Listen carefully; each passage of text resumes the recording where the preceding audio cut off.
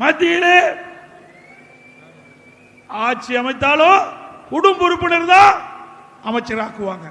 மாநிலத்தில் தேர்தல் வந்தாலும் கருணாநிதி குடும்பத்தை சேர்ந்தவர் தான் திமுகவில் முதலமைச்சராக வருவாங்க. கருணாநிதி முதலமைச்சராக இருந்தாரு, அதுக்கப்புறம் இப்ப ஸ்டாலின் வந்துட்டாரு. இப்போ உதயநிதி ஸ்டாலின் துணை முதலமைச்சராக பொறுப்பேற்றுகின்றார். திரு ஸ்டாலினுக்கு பிறகு உதயநிதி ஸ்டாலின் வருவாராம்.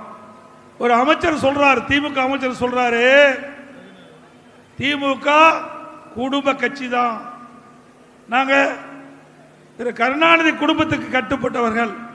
திரு ஸ்டாலின் முதலமைச்சராக ஏற்றுக்கொள்வோம், உதயநிதி முதலமைச்சராக ஏற்றுக்கொள்வோம், இன்பநிதி முதலமைச்சரானாலும் ஏற்றுக்கொள்ளுங்கிறான்.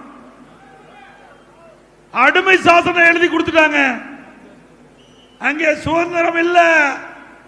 கருணாநிதி குடும்பத்தை புகழ்ந்தால்தான் பதவியில நீடிக்க முடியும். அப்படிப்பட்ட நிலைமை திமுக இருக்கின்றது.